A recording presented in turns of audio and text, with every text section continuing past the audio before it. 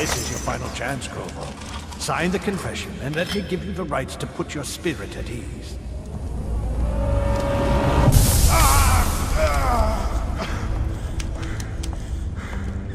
That's enough for now. Get out. Let's give the man some time to think. Corvo, the Empress is dead. Her daughter Emily is hidden away, and no one will ever know the truth. Yes, unlucky you. Tomorrow you'll be executed, but it's for a good cause. This country needs strong leadership now, someone to guide the weak. And that's where we come in. There was nothing personal in this, even though you almost sank our plans. But it turned out well. You were in the wrong place at the right time, and someone has to take the fall. Goodbye, Corvo. Guards! Take him back to his cell.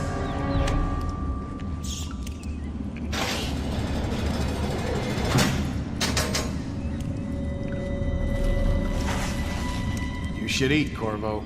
This meal comes from a friend.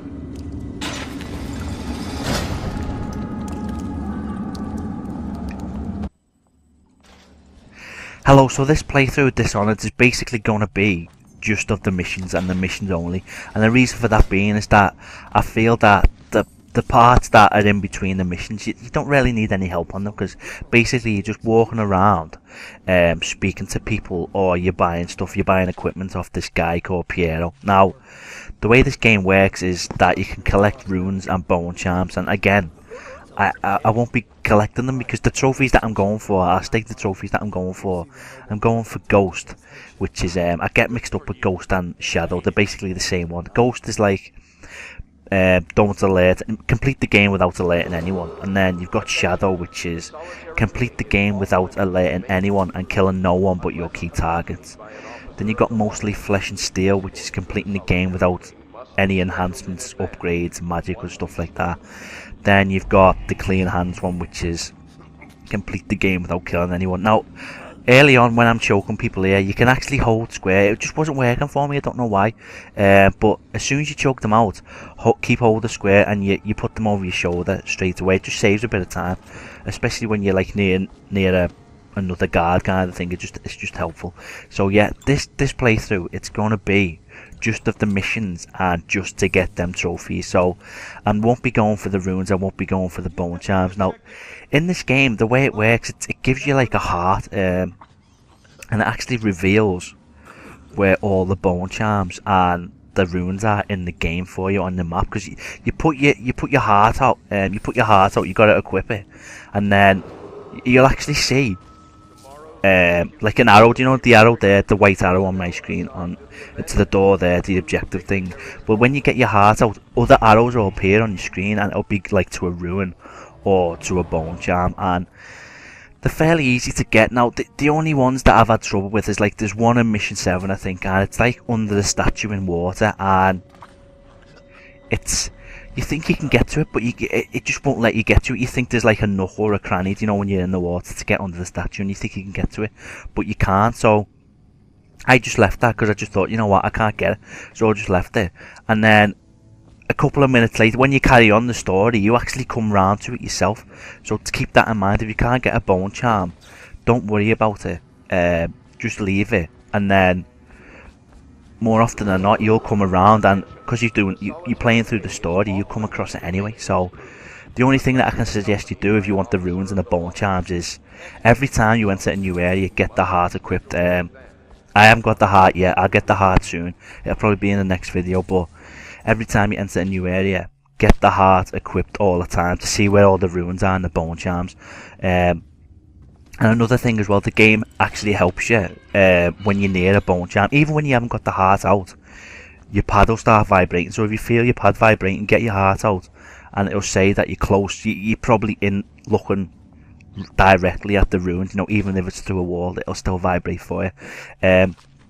So yeah, I'm not going to be going for them because, like I said, I'm going for them trophies. So there's really no need for me to go for them. I might pick up the odd 1 or 2 runes every now and again, but the reason for that is just in case I need magic, because the magic in this game is really helpful. There's some good abilities that you can get. There's dark vision, which basically you can see through walls. It's X-ray vision kind of thing. Your enemies appear and there's a cone of light coming out of their eyes, and that's the line of sight. That represents the line of sight. So it's similar to Metal Gear Solid, you know, the first one on the radar with the red dot and the cone of light. So that basically, it tells you where your enemies are and where they're looking at and the line of sight. So it's very useful if you want to do like no alerts or no kills kind of thing. There's another one, possession, which is quite good because you can possess rats and stuff like that. So you can possess a rat, go into tunnels and evade people and stuff like that. So that's useful. Now here, I actually save it because this bit is a bit of a pain. I'll get to that in a bit when it comes when it actually occurs, because this is quite a bit of a pain. That's one thing that I don't like about this game. There was 2 things I can't remember what I didn't like. Oh, yet the length of it. It's very short. This game's very short, but the thing that I think makes up for it is the fact that it's like Hitman. That all the missions, there's different ways you can do the missions and different ways you can take out your targets. There's 2 options that you can do with your targets. You can either kill them or you can neutralise them, and that's what I'll be doing on this. I won't be killing any of my targets. I'll be neutralising them, so to speak, or taking the non-lethal approach kind of thing, as the game puts it. But yeah, what was the other? Oh yeah, the magic. The other good magic is, it's called bend time. Now the slow time, that's like the first stage of it. Now it's useful if you're in a group and say like you want to kill everyone or you just want to run away. You can slow time. If it was me, because it's slow time, they're still active kind of thing, but so I'd just try and kill them all. But the other upgrade to it, the second stage of it, is actually stop time, which if you're not in anyone's line of sight, you can stop time. You can run past the group, and as long as you're not in the line of sight when the stop time's over, you're fine. So that's another way to evade people kind of thing. Now you've got to be careful with guards, because did you see the way he walked up? He had his back turned, but then he turned around. You've got to be careful. Make sure that that they don't turn around. Just give them a second, because the game gives you plenty of time to approach your guard and, you know, choke them out kind of thing. So you just got to be sure that they're not turning around. So if you see a guard, wait a minute, and if he doesn't turn around, then you can approach him and it's safe.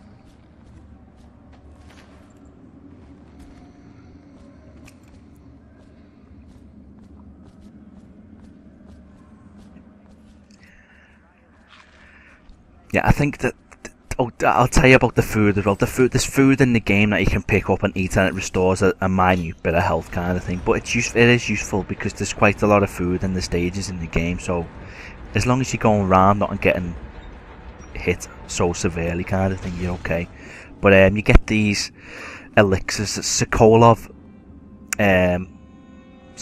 remedy or something. It's a red one that restores health, and then there's Piero's solution or something like that. That's a blue one that restores magic. I haven't got magic yet. You get magic in the next mission. So here, this bit, there's a bit. You'll see a bin in a minute. There's a bin there. Can you see the big blue thing there? That's a bin. Now there's loads of them dotted around Dunwall. It's a good place to hide bodies, but in this mission, you'll see at the end that. I think 3 bodies are found, something like that, but it still says no, you didn't alert anyone and you didn't kill anyone. So you know, it's still, if someone gets spotted, if one of your bodies gets spotted, don't worry about it. Now the reason why I mentioned that bin there is because if you put them bodies in the bin, you're going to blow up the door, and it's the bin's right next to the door, so it's going to kill them. So if you want to go for no kills, don't put them in that bin.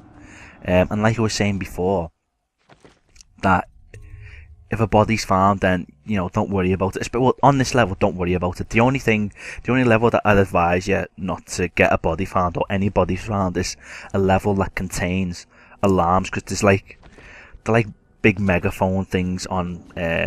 You'll see one in the playthrough, but they're alarms. So if a level's got an alarm, make sure you're hiding your bodies. That's what I suggest, because you never know, the game might find a body and then sound the alarm. Now this is the tedious bit here. You've got to be careful. There's 2 guards to the right down below, and I kept getting spotted by them. See, did you see that they've got like lightning bolts on their head, and they're all white? Now that means they're just suspicious. It doesn't mean that you've alerted them. when you've alerted someone, what happens is they all fill up and then they go red, and they get the weapons out and they come actively looking for you, kind of thing. So that's how you know you've alerted someone.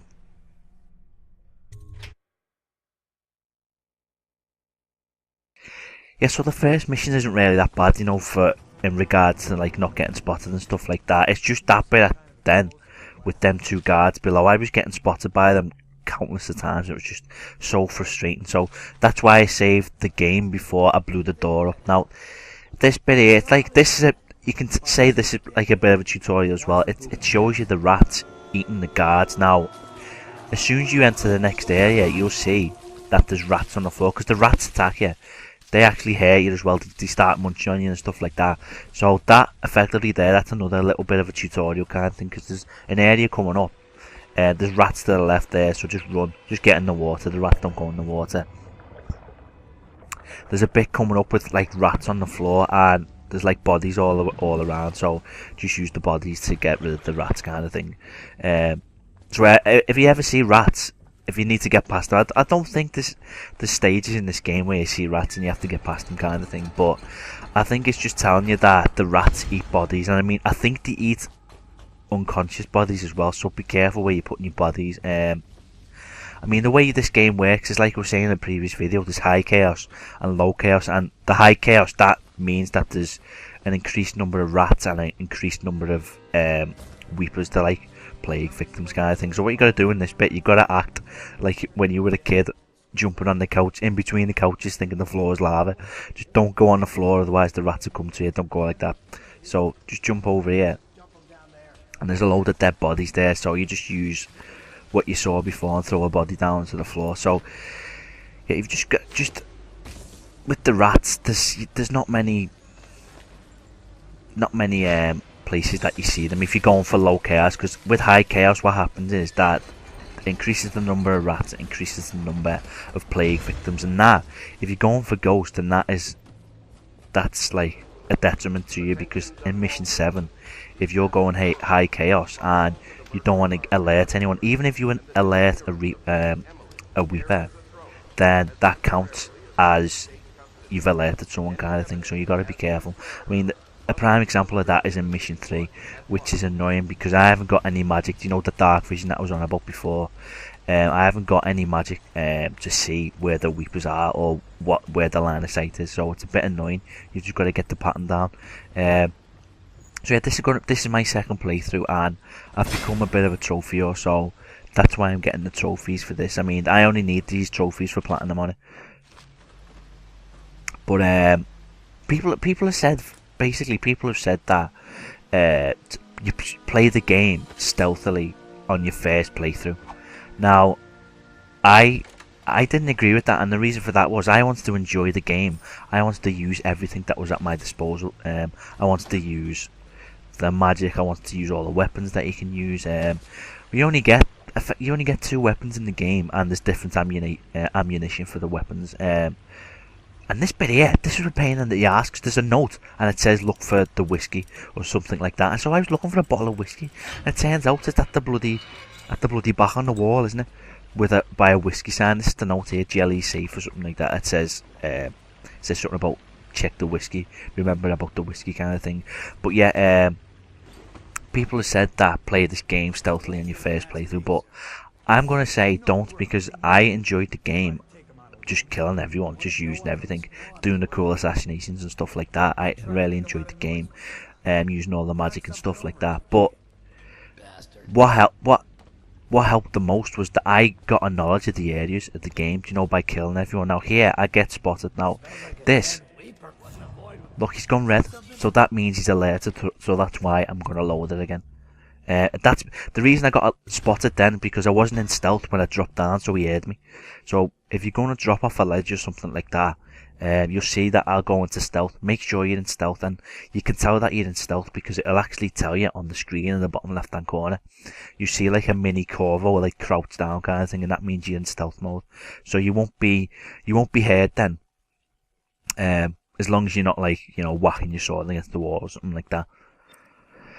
But yeah, I would, in my opinion, it's better to play this game go all out, kill everyone, just enjoy the game, because like I was saying before, I want to use everything at my disposal. It's at my disposal, sorry. It's a new game, and I just wanted to enjoy it. I didn't want to get frustrated getting spotted all the time, stuff like that. And it does help a lot because, like I was saying, it gives you a good knowledge of the area, and the majority of the trophies in the game requires that you kill people. So that was another plus. I mean, I've been back on previous missions, doing trophy. I've done trophy videos on my channel, so you can check them out if you want. But yeah, I've been going to other missions, you know, going to certain areas, getting the trophies and stuff like that, and that's helped me as well because it's given me like knowledge of the area. Because like I was saying at the start of the video, it gives you options on how to, you know, put your path in the game. There's actually a message in the third mission that says that. That says there's different ways, different paths to use, rat tunnels, use everything. Now, the tip that I'd use with this one is obviously stay as high as you can all the time. So this one, luckily enough in the sewers, you can use these pipes and no one can see you. So if you're in the streets, go on the roofs, but just be careful. In the third mission, there's some assassins on the. In the third and the seventh mission, there's like assassins on the roofs. You'll see them. You've just got to be careful about them because they'll be on the roofs and they'll be able to spot you. And they've got like special powers like you. They've got like a teleportation thing. It's like Blink, which you get, which that is the best ability in the game. And luckily enough, you can use that, and it's okay as long as you don't upgrade it. You'll still get the mostly flesh and steel trophy, so don't upgrade it. Now this is the file that I'm on about. So basically what happens is you complete a mission and then you've got to go to the shore and meet Samuel. Now he'll take you to the island with the pub, and then what'll happen is you'll have a sleep, and then it'll be the next mission. You've got to meet Samuel outside. He'll take you to the mission, wherever the mission is, and you complete the mission, and then you go on the boat again and go to the area. Now there is a specific bit which I'm going to keep in when you go back to the island, because it's a major part of the story, so I'll be keeping that in. So I hope you enjoy the video, and I'll see you later.